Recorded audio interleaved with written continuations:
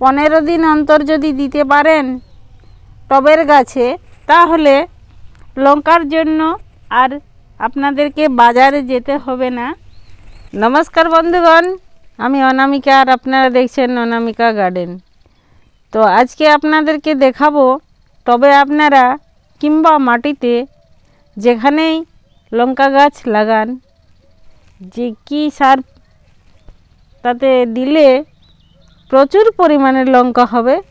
সাধারণত টবে কিংবা মাটিতে লঙ্কা গাছ মোটেও হতে চায় না। তো লঙ্কা গাছে কি সার প্রয়োগ করলে প্রচুর পরিমাণে লঙ্কা আসবে, তো আজকের এই নিয়ে আমার ভিডিও।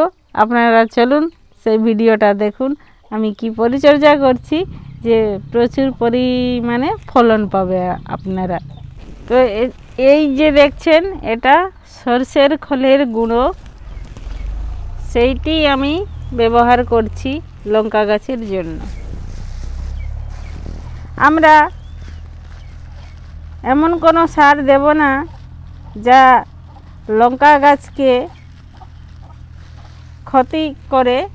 তো লঙ্কা গাছের জন্য এটা খুব প্রিয় সার, যেটা হচ্ছে সরষের খোল।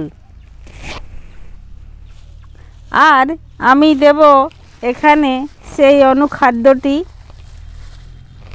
প্রচুর পরিমাণে ফলন বাড়াবার জন্য।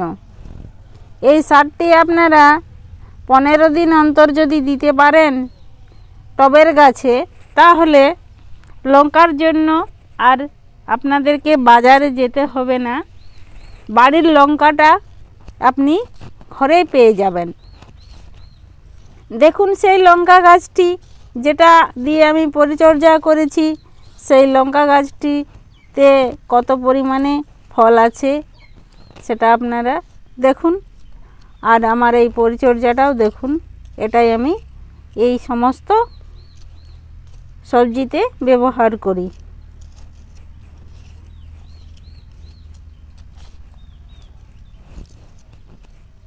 এই হলো বন্ধুগণ এই লঙ্কা গাছের পরিচর্যা। আর লঙ্কা গাছে বেশি কিছু দেওয়ার লাগে না, এতে আপনারা প্রচুর পরিমাণে ফল পাবেন লঙ্কাতে।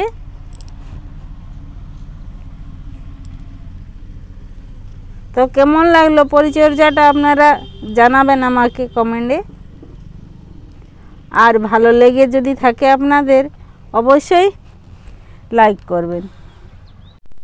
অন্য একটি ভিডিও নিয়ে আপনাদের কাছে উপস্থিত হব।